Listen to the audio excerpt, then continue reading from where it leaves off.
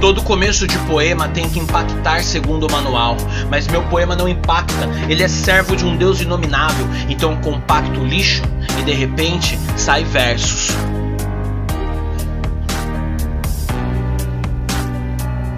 No manual dizia que todo meio de poema tem que encantar e ter palavras difíceis, mas eu, que comi o dicionário, agora só sei o vocabulário do dia a dia, os nomes de bancos e das avenidas, que na verdade eu nem sei onde ficam.